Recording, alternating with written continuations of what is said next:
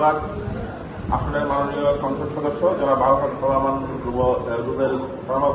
রুবেল মহোদয়, উপস্থিত আছেন আমাদের বিভিন্ন রাজনৈতিক দলের নেতৃবৃন্দ, উপস্থিত আছেন আমাদের প্রিন্ট ইলেকট্রনিক্স মিডিয়া সাংবাদিক বৃন্দ, উপস্থিত আছেন যাদের জন্য আজকের আয়োজন, যাদের জন্য আমরা নতুন বাংলাদেশ পেয়েছি, আমাদের সেই জুলাই যোদ্ধা সহ আমাদের সেই তরুণ প্রজন্ম এবং ছাত্র জনতা যারা আছেন এবং সম্মানিত উপস্থিতি, আসসালামু আলাইকুম।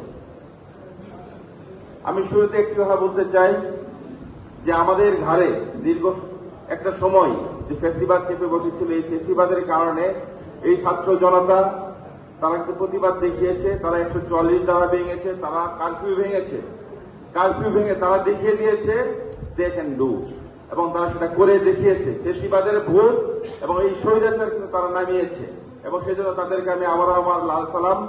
সেই সাথে তাদেরকে আমি বলতে চাই যে বৈষম্য বিরোধী আন্দোলনের যে ব্যানারে আন্দোলন শুরু হয়েছিল বৈষম্য মুক্ত বাংলাদেশ গড়ার লক্ষ্যে, সামনের দিনগুলোতে আমাদের যে নতুন সরকার আছে, আমাদের যা পরবর্তী যে প্রজন্ম আছে, এটাও তারা সবাই বুকে ধারণ করবে এবং আমাদের নতুন এবং বৈষম্যহীন বাংলাদেশ গড়ার লক্ষ্যে সবাই একত্রিত হয়ে আমরা কাজ করব এবং আমাদের দেশকে আমরা সামনের দিকে এগিয়ে নিতে পারবো বলে আমরা বিশ্বাস করি।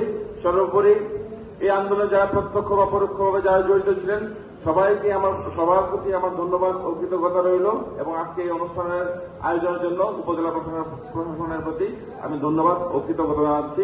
সবাই ভালো থাকবেন, সুস্থ থাকবেন। আসসালামু আলাইকুম।